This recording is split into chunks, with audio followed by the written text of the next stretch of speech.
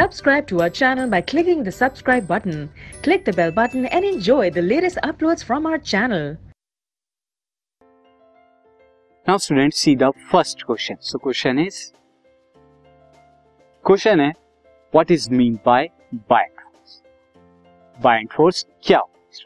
See, buoyant force क्या होती है? The net upward force experienced by a body when immersed in a fluid is called buoyant. जब हम किसी body को ऊपर की तरफ ये जो फोर्स लग रही है, एक तो बॉडी का वेट क्या लगाएगा, नीचे की तरफ फोर्स लगाएगा, और जो फ्लूइड है, फ्लूइड की वजह से ऊपर की तरफ फोर्स लगेगी, ये क्या लगेगी, force due to weight, and this is force due to fluid.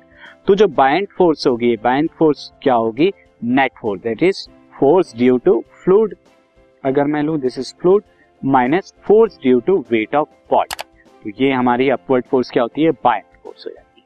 And इसी की वजह से कोई बॉडी सिंक करती है, फ्लोट करती है. अगर बायंट फोर्स ज्यादा है तो वो क्या करेगी, इस केस में फ्लोट करेगी, एंड यहाँ पर बायंट फोर्स अगर कम है तो वो क्या कर जाएगी, सिंक कर जाएगी.